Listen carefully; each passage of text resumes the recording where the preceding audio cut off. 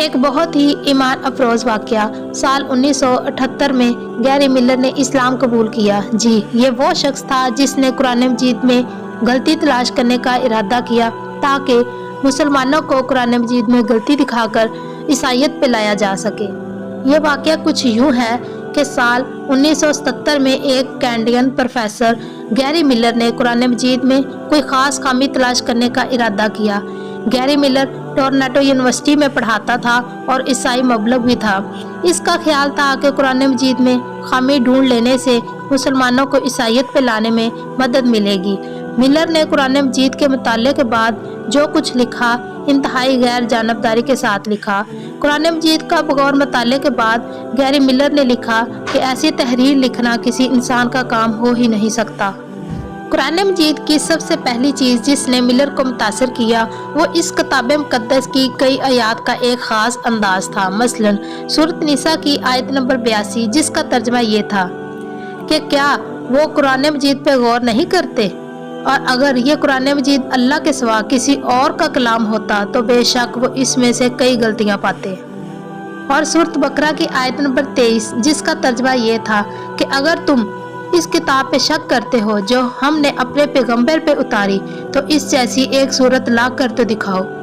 قرآن مجید پر تحقیق کے بعد پروفیسر ملر نے دی امیزنگ قرآن کے نام سے ایک لیکچر دیا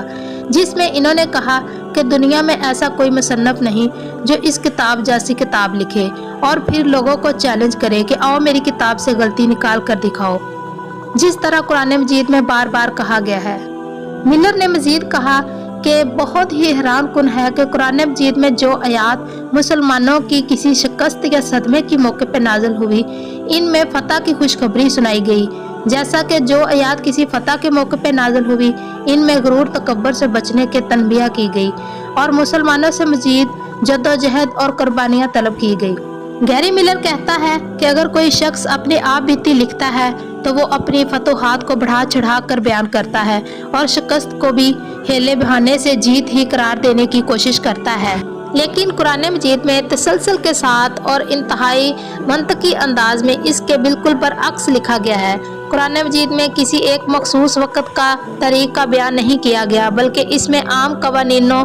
کے واضح کیے گئے ہیں جو اللہ تعالیٰ اور اس کے بندوں کے درمیان تعلق کے خد و خال کا تعین کرتے ہیں۔ یہ بات واضح رہے کہ گیری ملر نے 1977 میں قرآن مجید پر تحقیق کا آغاز کیا تھا اور مخصوص ایک سال بعد 1978 میں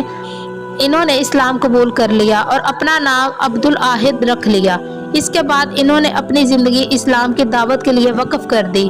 اور وہ اب ٹی وی پروگرامز اور پبلک لیکچر میں لوگوں کو اسلام کی تبلیغ کرتے ہیں۔